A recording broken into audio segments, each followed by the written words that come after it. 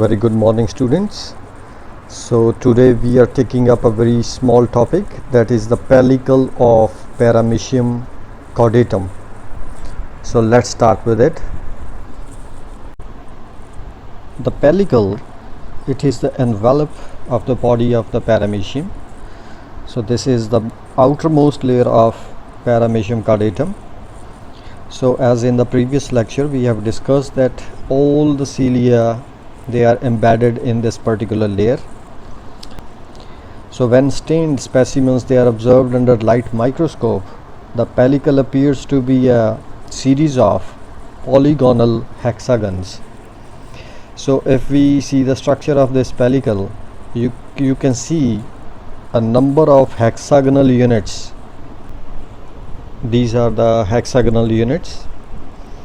So this is the outer membrane of these hexagonal units, and this is the inner membrane. Now here you can see pink colored structures. So there are three pink colored structures. These are called as trichocysts. So these are specialized structures which are present under the pellicle, and they help in the protection of the paramecium. So these are used for defense purposes. Okay, now if you see one cilium, see this cilium, and at the base of each cilium we have an orange colored body which is called as the basal body. So every cilium, it arises from a basal body. So this is the basic structure of any cilium. So this basal body is also called as kinetosome. So you should emphasize on this point that it is known as kinetosome. Now from each kinetosome a thread-like structure appears which is called as kinetodesmata.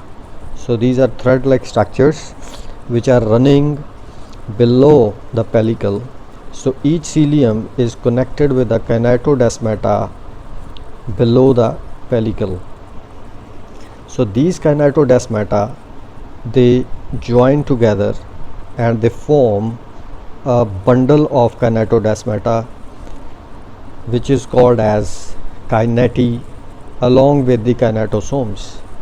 So conclusively, kinetosomes and kinetodesmata, both they are called as kineti, and this system of threads below the pellicle is called as kineti system. The major function of this kineti system is to anchor the cilia firmly in the layer of the pellicle. Second function which some scientists think is that it helps in the morphogenesis of paramecium.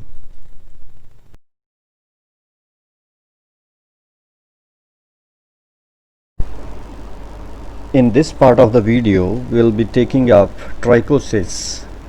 So trichocysts are peculiar rod-like organelles which are present in the ectoplasm of the paramecium. So these bodies, they are alternate with the basal bodies of the cilia. So these are present in the spaces where cilia are not present. So these are very small in size. So their size can be 4 to 5 microns. So these are very small in size. So each trichocyst, it consists of a shaft and a terminal pointed tip. So this tip is called as a spike or the barb. So this tip is also covered by a cap, and this particular type of trichocyst is called as undischarged trichocyst.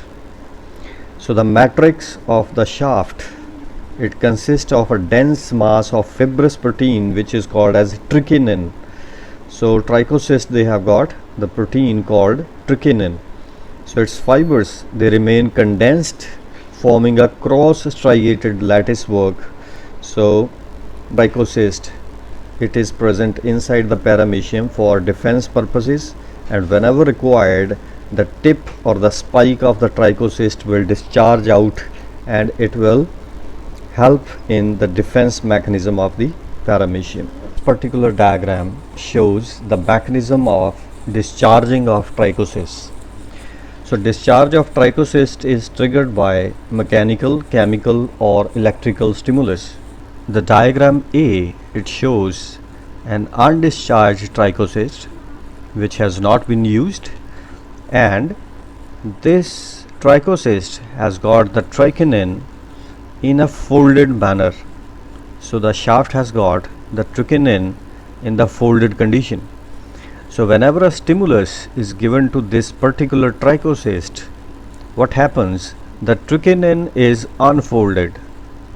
So as you can see in the diagram B, so the trichinin is unfolded, and that exerts a pressure on the spike that comes out, and the spike is discharged in lieu of the stimulus. So this is the mechanism of spike discharging. This particular diagram shows the discharged trichocysts in lieu of defense.